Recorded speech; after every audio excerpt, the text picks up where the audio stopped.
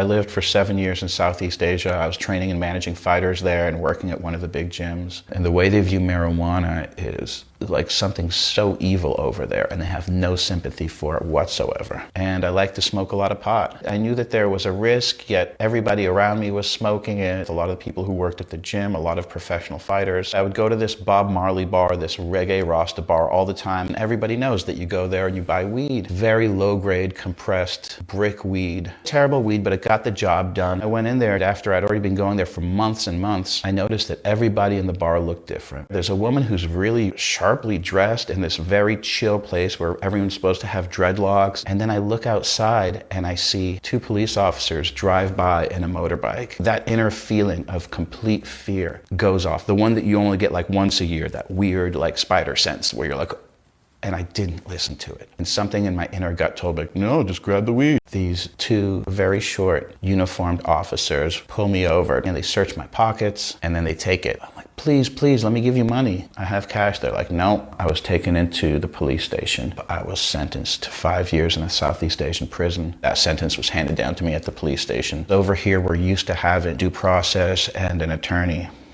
I found out the hard way that that does not exist in other parts of the world. People die in the prisons over there. They don't give you food. It's a harsh, cruel, horrible place. A lot of Westerners die there because you've literally got to have Westerners sending you food. And if you don't, you starve and you die. In a room the size of your garage, they have 40 people sleeping shoulder to shoulder, squeezed together, spooning.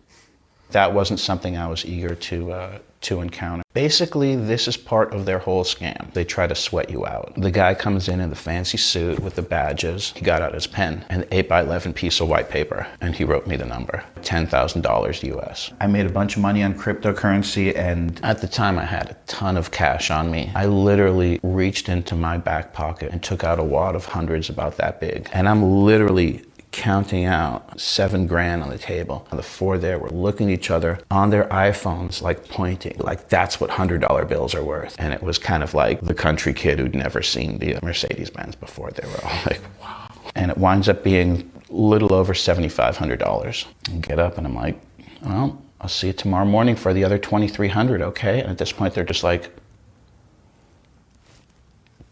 okay.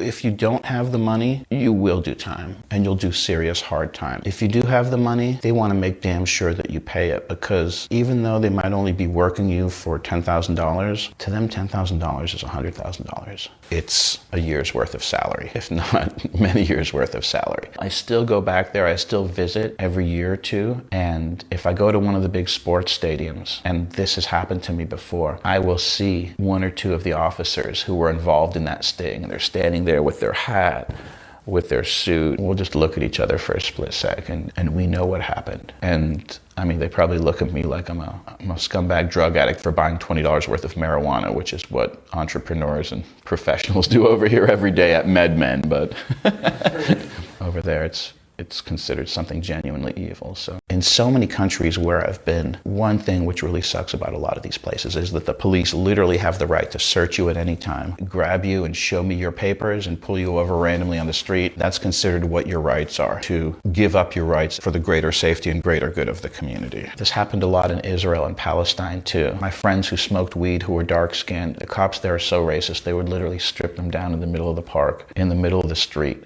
strip them butt naked to do a gun check or a drug check. It's really horrific. And just against young people too. I mean, at one point I saw 4 or 5 young people, they're just talking to each other, and a cop came up and he's like 300 pounds, and he just starts literally like going into their jacket, like going into their clothes. And this one kid's like, what the fuck are you doing? Like, you can't do that. And this cop slapped him in the temple so hard that this kid's legs like literally turned to jello, and he just sank down, and the other kids were like, wow, we're about to get our asses kicked.